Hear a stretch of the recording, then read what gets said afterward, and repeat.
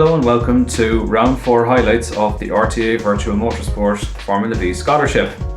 We had 3 exciting races tonight. Race 1 didn't go too well.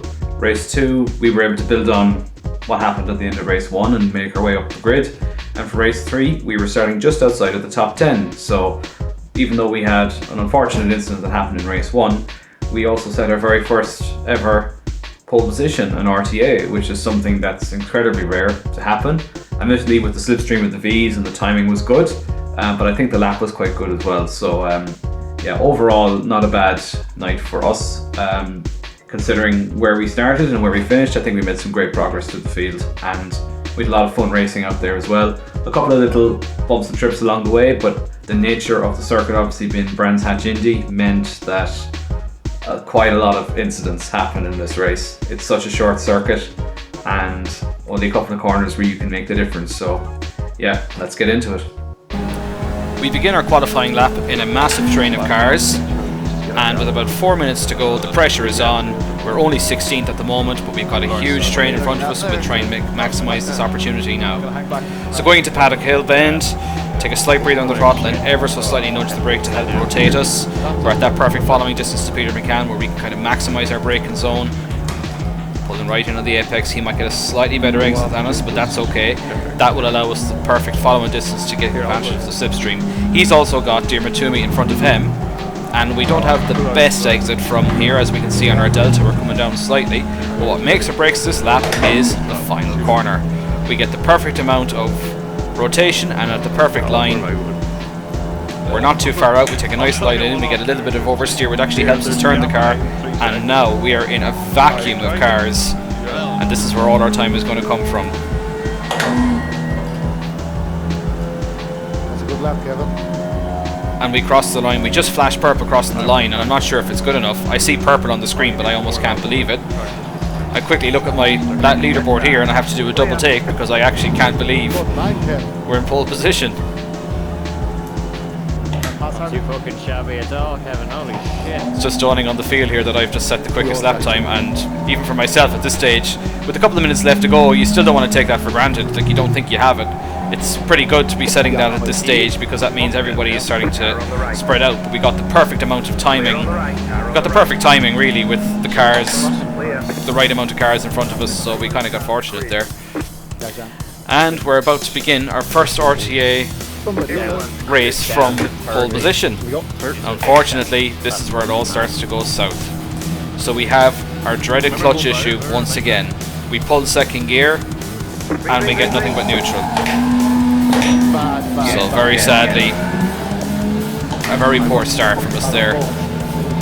And we are going to drop all the way back down to P7, and we are absolutely cursing our luck here now that this has happened to us again.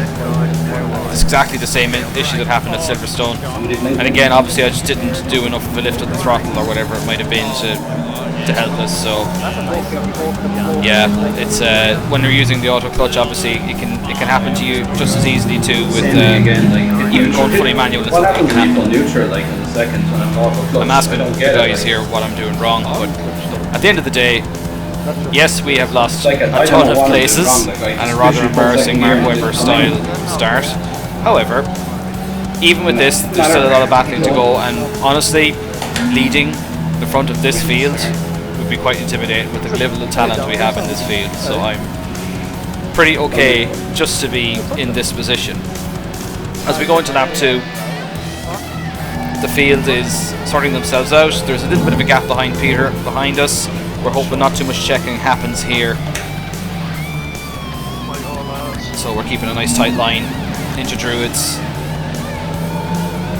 The field are sorting themselves out, and it's just best to keep an okay following distance here so that you're not too close to the car in front, because when you are right on someone's gearbox coming up to a corner, you have to modify your brake, and you really are leaving no margin at all. So it is better to leave that slight gap, even if there's a risk of losing it.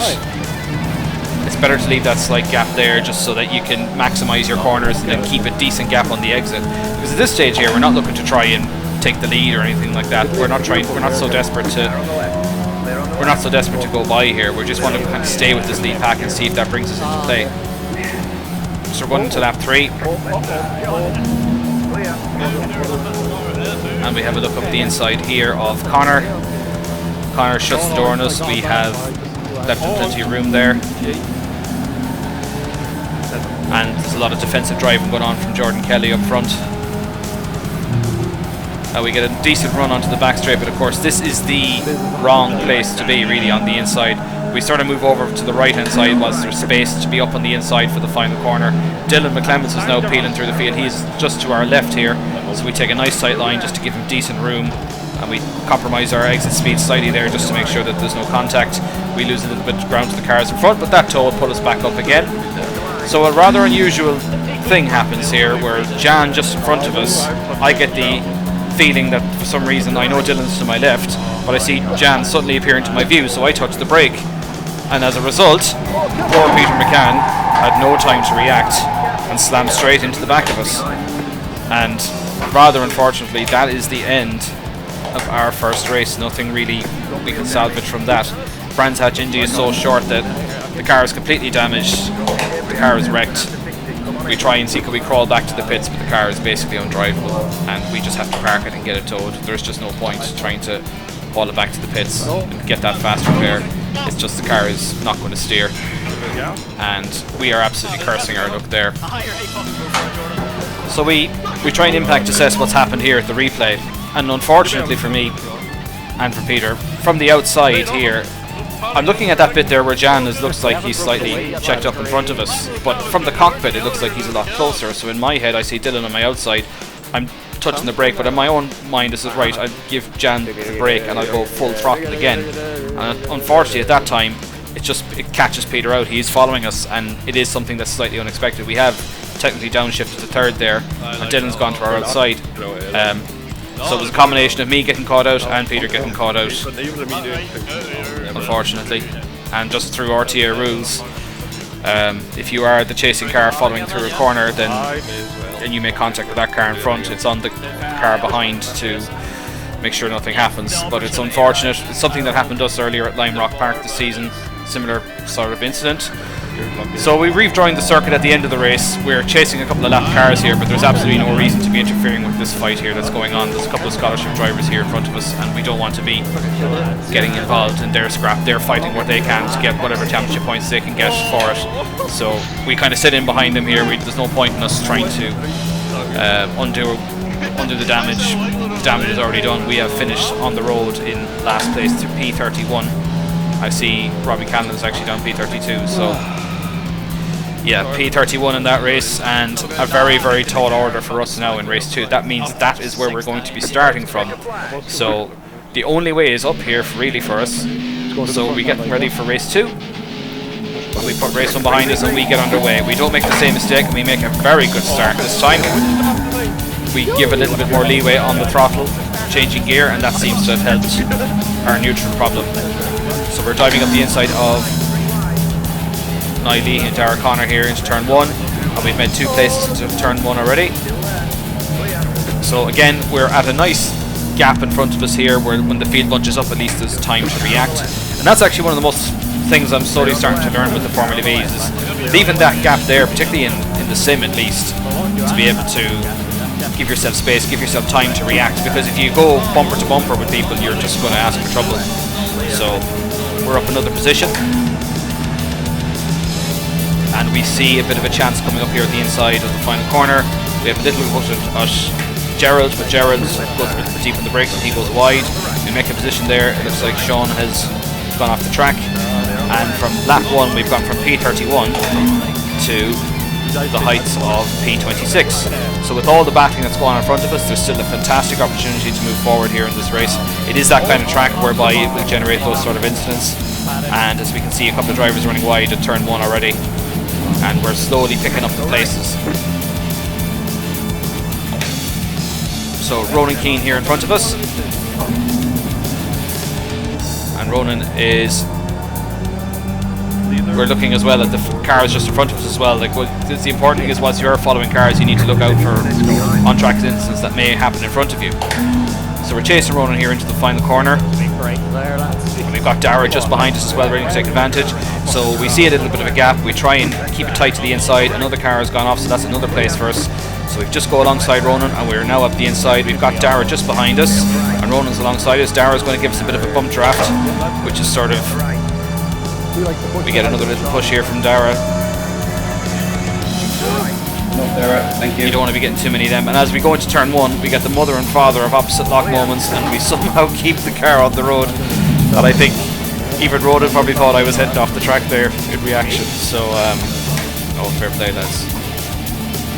A lot of gravel on the outside already of Druids, as you can see. All that carries over from practice and qualifying. We can see the dirt kicked up, and we're going to see a lot of the cars bunching up here. And we can see that there's the gaps in the field in front of us, so we're looking at a couple of more places here that we can possibly take advantage of. We've got great momentum once again. We're going to go stick it up the inside here of Ross. Get a slight little bit oversteer under braking, but we're okay. We've made that corner. That tight line into that final corner in the V's is just about everything in the race. You've got to be taking that tight line all the ways. You have to cut distance as much as you can. These things do not have much power, and taking wide arcs like you would for a car with a lot of downforce is kind of a waste of time. So we go into Paddock Hill once more, and we have got David Prunty just in front of us.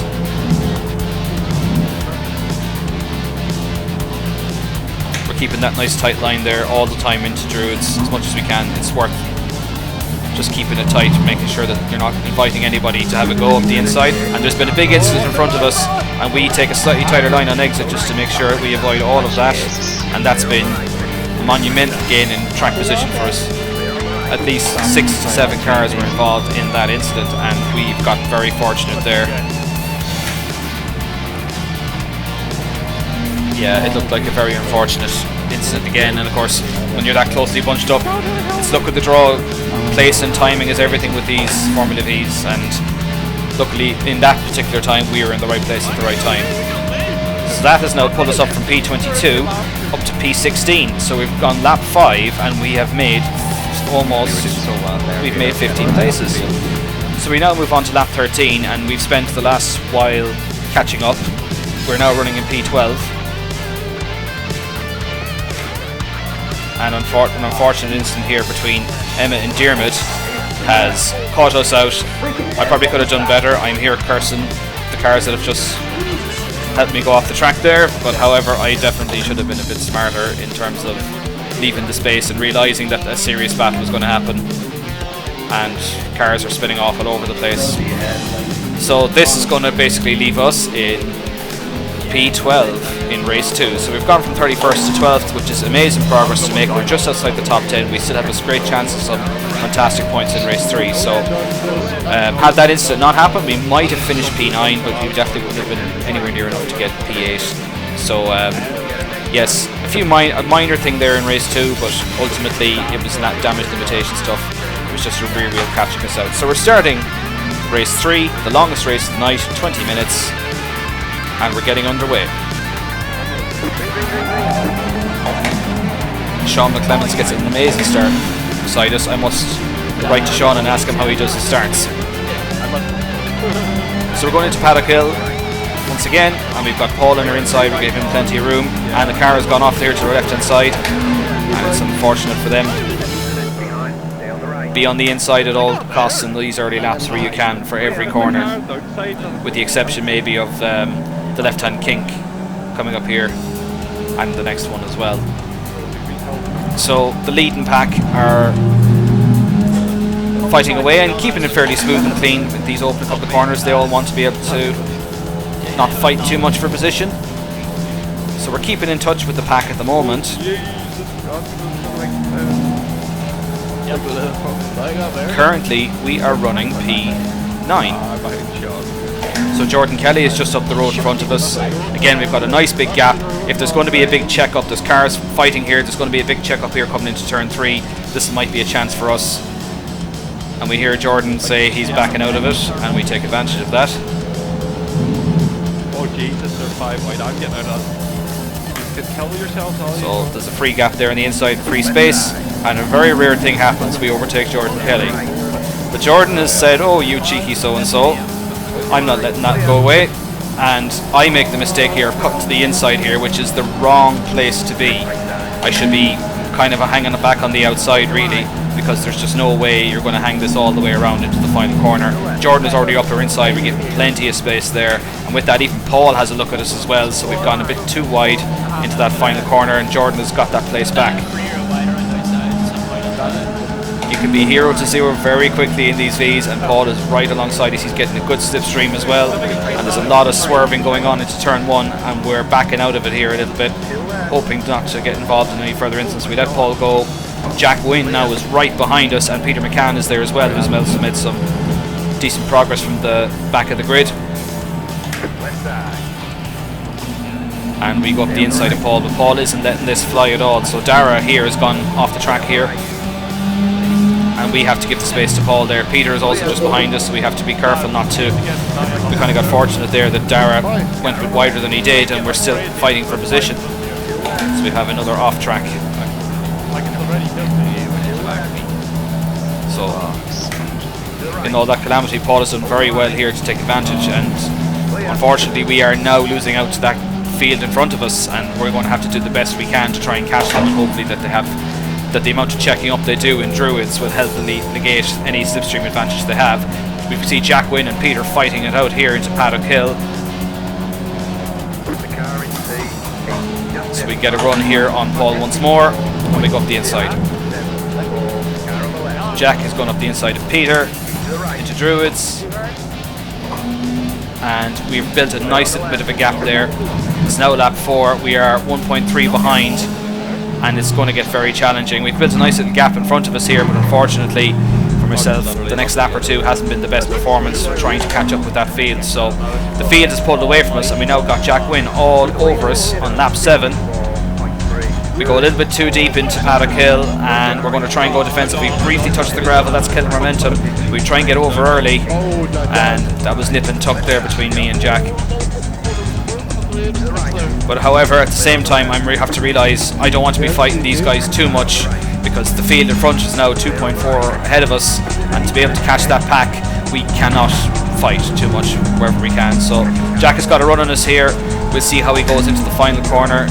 If it makes sense to let him go, we let him go, but we still have the inside line. He's not quite far enough alongside us, so we're going to keep to the inside, and Peter's going to get a decent run on him, and Jack is going to give us a little bit of a bump draft down the back straight, which I am not a fan of. I really hate bump drafts, they can go either way.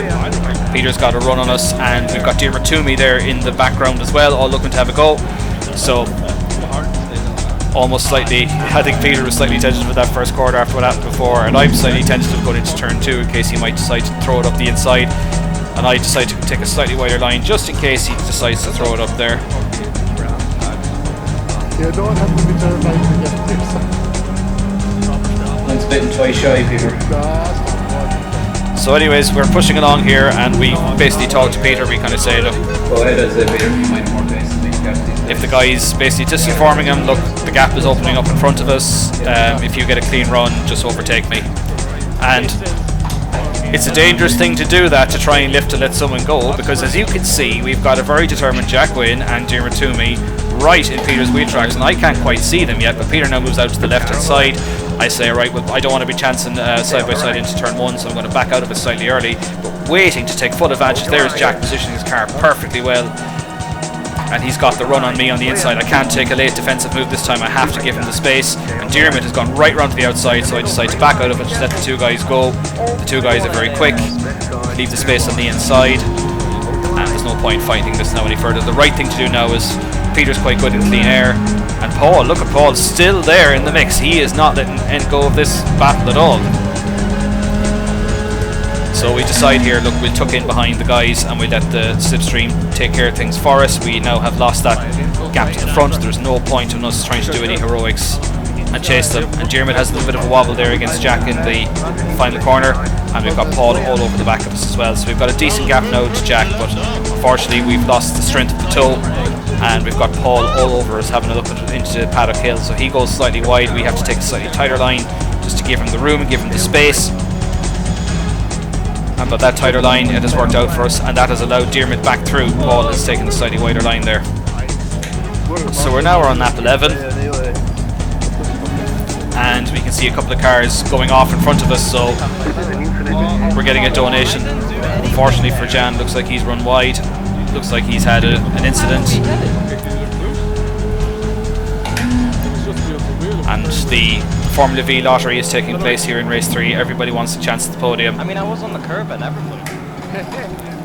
And with Peter and with Jack and with Dermot and Paul just about hanging on to the back of us, and there's a bit of a train bunching up behind Paul as well. And we can hear the field getting a bit excited up front. You can see just in front of us 5 or 6 cars going wide. So we get a slight little run here on Jack, but we're not going to try and challenge him for position here. We're just going to... Jack goes slightly defensive, but he does no need for him to do so, because we're just trying to follow in Peter's real tracks here. He's got the pace, and there's little point fighting it for it now. We want to make sure we're not getting involved in any battles. We want to try and catch that lead group where we can, and hopefully a couple of checks and a couple of incidents will help our cause.